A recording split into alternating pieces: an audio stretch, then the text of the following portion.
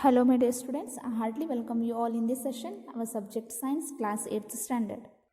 Dear students, in last class, synthetic fibers and plastics, in that we have studied about polyesters and alkali. Today's class, we are going to study about characteristics of synthetic fibers. Dear students, imagine that in a rainy season day, what kind of umbrella would you prefer? Synthetic fibers, actually you are using that synthetic fibers umbrella because synthetic fibers are possesses unique characteristic which make them very popular among the world.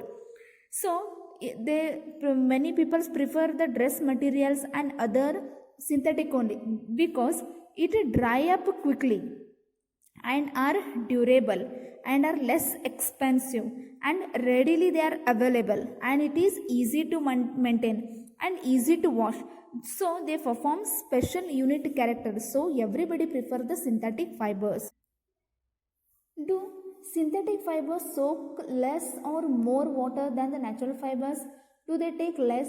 So what does actually have to perform one activity? Take two cloth pieces of the same size roughly, so half of a meter square like that. So one should be natural fiber and one should be synthetic fiber. So take two pieces of cloths. Understand? You can take help of your parents of selecting these types of pieces. Soak the pieces in different mugs and contain the same amount of water. Take the pieces out and container after the 5 minutes and spread them in the sun after few minutes. So compare these two. Do synthetic fibers soak less or more when the natural fiber? Do they take less time or more time? What does this activity tell you? The characteristics of synthetic fibers. Find out from your parents about its durability. Come to the next point, plastics. You must be familiar with the plastic articles used every day. Here is there. Yes, it is made of plastic. Is it? It is made of plastic. And this pen cover is made of plastic. Many lists here we will get of plastics. Dustbin, buckets, in washroom jugs. Yes, many we will get. Plastic is also a polymer like the synthetic fiber. All plastic do not have the same type of arrangement of units. In some are linear where some are cross-linked. Like this. This is linear and this is cross-linked. The arrangement of units are not same. In some are linear, in some are cross-linked.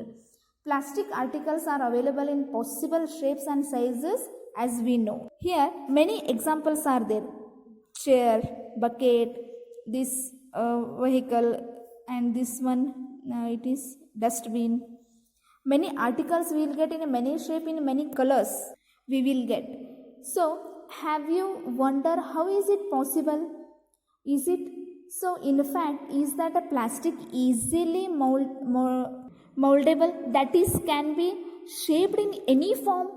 Plastics melted, rolled into sheets or made into wires. This is why it finds such a variety of users. So variety of people are using plastics. Polythene. Polyethylene is an example of plastic. It is used for making commonly used polythene bags. Now try to bend a piece of plastic yourself. Here is it. Try to bend it.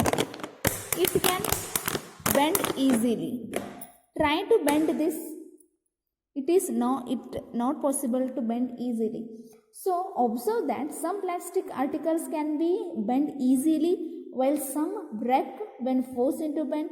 When we add hot water to a plastic bottle, it gets deformed. Such plastics which gets deformed easily on heating and can be bent easily are known as thermoplastics. They are known as thermoplastics, which can be deformed on heating or bent easily are called thermoplastic. Polythene and PVC. Polythene is a familiar word to you. PVC pipes are some are example for thermoplastic. These are example of thermoplastics. They are used for manufacturing toys, combs, various types of containers. On other hand, there are some plastics which when molded once cannot be softened by heating. This is called thermosetting plastic. Examples: bakelite and melamine. The plastics which cannot be, some plastics are there which not be softened by heating. These are called thermosetting plastics. Examples: bakelite and melamine. Bakelite is a poor conductor of heat and electricity. It is used for making electrical switches, handles, or various utensils. Melamine is a versatile. It is a versatile material. It resists fire and can tolerate heat better than other plastics. So it is used for making floor tiles, kitchen wire, and fabric which resist fire. Here are their articles made of thermosetting plastic: switches, plates, wires, and here it is articles made of thermoplastic. Here wires, and it is buckets like this. Kitchenware, and the various uses of thermoplastics and thermosetting plastics. Next one, plastics as materials of choice. Today, if we think of sorting food items, water, milk, pickles, dry food, etc., plastic containers are seen most convenient. This is because of their lightweight, lower price, good strength, and easy handling. Being lighter as compared to metals, plastics are used in many homes, in many peoples they are using. So as compared to metals, plastics are used in cars, aircrafts, and spacecraft too. The list of endless. We have started counting articles like slippers, furniture, decoration pieces, etc. Now let us discuss some characteristics, properties of a plastic. First characteristic is plastic is non-reactive.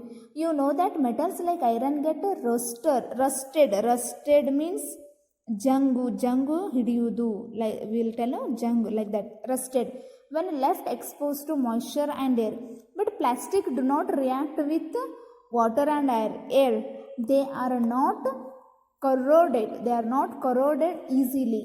That is why they are used to store various kinds of materials, including many chemicals. Today we'll finish here.